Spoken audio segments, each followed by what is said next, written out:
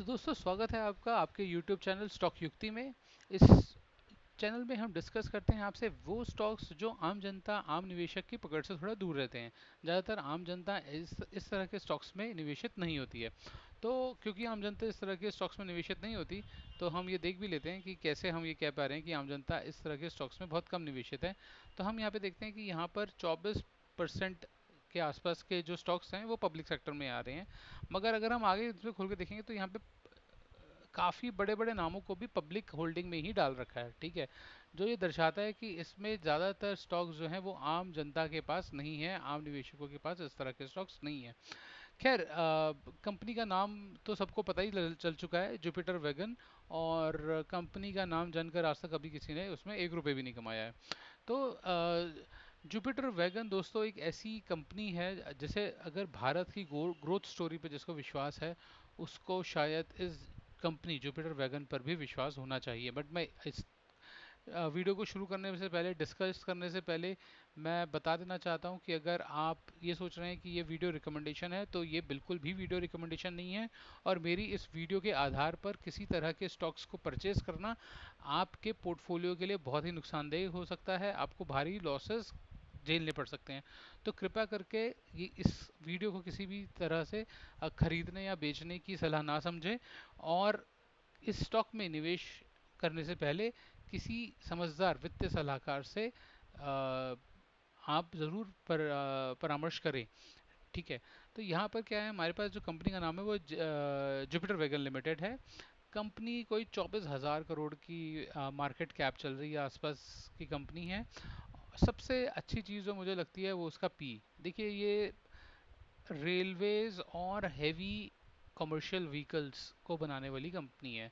ये रेलवे के रैक बनाती है, रेलवे की बुगीज़ बनाती है, रेलवे के ब्रेक सिस्टम्स बनाती है, ये बॉयलर्स बनाती है, और ये बड़ी बड़े जो ट्रक होते हैं, जो कमर्शियल व्हीकल्स होते हैं, उनकी बॉडी के भी पार्ट्स बनाती है। हमने ये देखा है कि पिछले कुछ समय से इस तरह के स्टॉक्स जो हैं, जो कैपिटल गुड्स की श्रेणी में आते हैं, ये स्टॉक काफ़ी ज़्यादा चल चुके हैं। पर फिर भी इस स्टॉक का पी अभी भी इंडस्ट्रियल पी से कम है, पहली चीज़। दूसरी चीज़, इस स्टॉक का डिविडेंड जो है, सॉरी, जो डेप्ट है वो कम है। ठीक है, इस स्टॉक का जो आरओई और आरओसी है वो शानदार है। ठीक है, उसके बाद इसका जो पेग रेशो है वो भी 1 से कम है, अच्छी चीज़ है यहाँ पे भी। उसके बाद स्टॉक का जो ईपीएस ग्रोथ है वो भी लगभग लगभग 10% और 5% के पिछले 5 सालों के हिसाब से देखें तो 40% से ज़्यादा का ईपीएस ग्रोथ दे रही है कंपनी। अब इसके थोड़े से इसकी इसकी वेबसाइट को देख लेते हैं पहले, काम क्या करती है। तो अगर हम जुपिटर वेगन की वेबसाइट पे जाते हैं, तो जुपिटर वेगन की अगर अगर हम प्रोडक्ट्स को देखें तो सबसे पहला प्रोडक्ट तो उसका खुद अपना वेगन ही है। आप देख सकते हैं इस तरह के जो रेलवे के वेगन्स होते हैं, ये कंपनी इस तरह के वेगन्स बनाती है। और भी अलग अलग तरह के, जैसे ओपन वैगन हो गया, अलग अलग प्रकार के जो वैगन्स हैं, ये कंपनी इस तरह के वैगन्स बनाती है, नाम से जैसे भी पता भी लगता है हमें। हालांकि कंपनी यहीं तक ही नहीं रुकती, ये ब्रेकिंग सिस्टम्स, जो रेलवे में लगने वाले ब्रेकिंग सिस्टम्स होते हैं, ये कंपनी वो भी बनाती है। तो रेलवे से जुड़े हुए लगभग लगभग ज़्यादातर क्रिटिकल कंपोनेंट्स ये कंपनी बनाती है। उसके बाद अगर हम कंटेनर्स में देखें, तो अगर किसी को लगता है कि भाई ये कंपनी क्या एक्सपोर्ट से रिलेटेड कंपोनेंट्स की भारत में ज़रूरत पड़ने वाली है, तो बिल्कुल पड़ने वाली है। क्या ये कंपनी बनाती है? ये कंपनी बिल्कुल वही कंटेनर्स बनाती है जो भारत को चाहिए। उसके बाद दूसरी चीज़ आ जाती है कमर्शियल व्हीकल लोड बॉडीज़। तो आप देखिए, क्या इस तरह के व्हीकल्स जो भारत में इस्तेमाल होने वाले हैं, कमर्शियल व्हीकल्स, क्या इस तरह के व्हीकल्स की भारत में ज़रूरत बढ़ेगी आगे? मेरा मानना है बिल्कुल बढ़ेगी। और ये कंपनी व्हीकल नहीं बना रही, ये कंपनी उनकी बॉडी बना रही है। यानी कि ट्रक तो अलग आ रहा है, बट ट्रक की जो बॉडी है जिसमें ये माल मसाला अंदर जाएगा, जो भी है, ये बॉडी जो है, ये जुपिटर वैगन कंपनी बना रही है। ये कंपनी इलेक्ट्रिक व्हीकल्स में भी है, काम कर रही है। तो कंपनी को देखकर तो ये लग रहा है कि कंपनी तो भाई कुछ समझदारी का काम कर रही है, कुछ ऐसा काम कर रही है जो आगे आने वाले फ्यूचर में ज़रूरत जिसकी पड़ने वाली है। ठीक है, माफ़ कीजिएगा। तो अब देखते हैं, दोबारा आते हैं इस पे। यहाँ पर अगर हम इसकी प्रॉफिट बुक को देखते हैं तो यहाँ पे हम देखते हैं कि कंपनी पहले बहुत भारी भारी भरकम लॉस कर चुकी है, बट कोविड के बाद से ग्रेजुअली ये ठीक होना शुरू हुई है। और इस वक्त तो कंपनी अपने ऑल टाइम हाई प्रॉफिट्स पर चल रही है। ठीक है। ठीक है। अगर हम अपनी सेल्स की बात करें तो कंपनी की सेल्स, मतलब कोविड के टाइम, अगर 2020 में जो कोविड आया था और जो अब 2024 चल रहा है, उसमें ज़मीन आसमान का फ़र्क आ गया। मल्टीपल टाइम्स कंपनी ने अपनी सेल्स को बढ़ा दिया है। इतना सेल्स, इतना सब कुछ, ये कैसे हो पाया? कंपनी ने कहीं ना कहीं कैपेक्स किया होगा, तभी तो इतनी सेल्स कर पाई होगी। तो अब हम डालते हैं बैलेंस शीट पे। जब हम बैलेंस शीट पे देखते हैं तो कोविड के बाद कंपनी की सेल्स बढ़ी हैं, तो यानी कि कोविड से पहले कंपनी ने कैपेक्स किया होगा। तो अगर हम कंपनी के कैपेक्स पे देखें तो यहाँ पर कोई 2015 और 13 और 14 इस टाइम के आसपास कंपनी के CWIP में कुछ दिख रहा है। ठीक है। यही कुछ इन्वेस्टमेंट्स कंपनी की अब भी नज़र आ रही हैं दोस्तों। दोस्तों मेरा मानना ये है कि कंपनी अभी भी कुछ इन्वेस्ट कर रही है, कुछ अभी भी बड़ा प्लान कर रही है। सबसे बड़ी बात है, कंपनी के ऊपर उधारी नहीं है, किसी के ज़्यादा पैसे नहीं देने, उससे ज़्यादा रिजर्व्स कंपनी के पास हैं। कंपनी की फिक्स एसेट्स बढ़ रही हैं, यही तो कंपनी होती है, ऐसी तो कंपनी अच्छी होती हैं। कंपनी के रिजर्व्स बढ़ रहे हैं, कंपनी की फिक्स एसेट्स बढ़ रही हैं, कंपनी की CWIP बढ़ रही है। ऊपर देखते हैं टॉप लाइन पर, तो यहाँ पर हमें दिखता है कि कंपनी के सेल्स बढ़ रहे हैं, यहाँ पे कंपनी के ऑपरेटिंग प्रॉफिट्स बढ़ रहे हैं।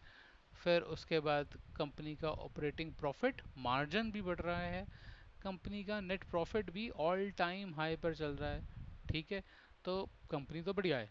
ठीक है। और अगर देखा जाए तो 10 साल में 42% और पिछले एक साल में 189% का CAGR कंपनी दे चुकी है, जो एक शानदार होगा। मतलब मैं इसमें अब आगे क्या ही कहें। कंपनी के अगर हम आगे देखें तो फ्लो, कैश फ्लो में भी थोड़ी सी दिक्कत है, बट ठीक है, इतना कुछ खास नहीं। 75 करोड़ का पिछले साल कैश कंपनी ने रखा है अपने पास। और अगर हम प्रमोटर होल्डिंग की बात करें तो प्रमोटर होल्डिंग थोड़ी सी गिरी है, मगर आप देखिए FIS और DIS, DIS ने थोड़ा माल बेचा है, मगर DIS ने अब दोबारा माल खरीदा है। और मुझे ऐसा लगता है कि ये सारे जितने भी DIS हैं, इनमें से कुछ DIS को तो उठा के पब्लिक बना दिया। ठीक है, क्योंकि पब्लिक में भी बड़े बड़े नाम ही हैं, छोटा नाम कोई नहीं है। अब कंपनी के हम चार्ट्स पे चलते हैं, तो जब हम कंपनी के चार्ट पे चलते हैं तो जुपिटर वेगन का ये चार्ट है, डेली कैंडल दे रही हैं। अगर इसको मैं मंथली कैंडल कर देते हैं या वीकली कैंडल भी कर लेते हैं, तो अगर हम इसके वीकली कैंडल्स के फॉर्म में इसको देखते हैं चार्ट को, तो हम ये पाते हैं कि ये कंपनी जो है पिछले मार्च से, ये जो मार्च गया हमारा, यहाँ से अब तक ये काफ़ी बढ़ चुकी है। दोस्तों एक बात बताना चाहूँगा, डिस्क्लेमर देना चाहता हूँ दोबारा, कि मैं जो कंपनी डिस्कस कर रहा हूँ इसमें हो सकता है कि मेरी निवेश हो, तो उसमें मेरा निहित स्वार्थ हो सकता है। आपके लिए ये बाय या सेल की रिकमेंडेशन नहीं है, सोच समझ के ही इसमें निवेश कीजिएगा। तो यहाँ पर अगर हम देखते हैं तो कंपनी ने एक अच्छा खासा रिटर्न दे दिया है, लगभग लगभग डबल से ज़्यादा रिटर्न कंपनी पिछले मार्च अप्रैल के आसपास दे चुकी है। सॉरी। तो अगर हम इसमें देखें कि कितना कंपनी ने रिटर्न दिया है, तो हम देखेंगे कि मार्च से अभी तक यहाँ तक कंपनी ने 100 रुपये को 216 रुपये से ज़्यादा बना दिया, 232 रुपये के करीब बना दिया। ठीक है।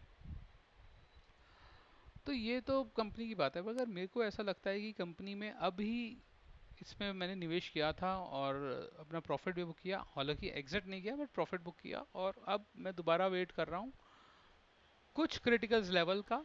मेरा लेवल आता है इसमें 480 के आसपास का। 480 के आसपास अगर स्टॉक आता है, 480 90 इस रेंज में अगर आता है, तो मैं इसमें दोबारा से एंट्री लेने की कोशिश करूंगा। अपने जो प्रॉफिट्स मैंने बुक करे हैं उसको मैं दोबारा इसी कंपनी में निवेश करने के लिए सोचूंगा। तो दोस्तों ये था मेरा मेरा व्यू जुपिटर वेगन के रिलेटेड। जुपिटर वेगन एक एक्सपोर्ट ओरिएंटेड और एक इंडिया की ग्रोथ स्टोरी को रिप्रेजेंट करने वाली कंपनी है। इसको समझिए, देखिए, इसको स्टडी कीजिए, और अगर आपके किस्म के बारे में कोई विचार हैं तो कृपया करके शेयर कीजिए। अगर आप किसी स्टॉक के बारे में मेरा विश्लेषण जानना चाहते हैं, सोचना चाहते हैं कि क्या ये खरीदा जाए नहीं खरीदा जाए, आपके क्या राय है, तो आप कृपया कर बताइएगा। और उसके बारे में देखेंगे। अगर आप मेरे ट्रेडिंग सेटअप के बारे में जानना चाहते हैं, क्योंकि ये ट्रेडिंग सेटअप मैं यूज़ नहीं करता हूँ, ये ट्रेडिंग सेटअप सिर्फ आपको ही बनाने के लिए यूज़ कर रहा हूँ। अगर आप मेरे ट्रेडिंग सेटअप के बारे में भी जानना चाहते हैं तो उसके बारे में भी मैं वीडियो बना सकता हूँ, आप लिख सकते हैं, कृपया करके देखिएगा। अगर आप वीडियो को यहाँ तक सुन चुके हैं तो इस वीडियो को कृपया करके लाइक कीजिए, हमारे चैनल को सब्सक्राइब कीजिए और अपने दोस्तों के साथ ज़रूर शेयर कीजिए। वीडियो को अंत तक सुनने के लिए बहुत बहुत धन्यवाद।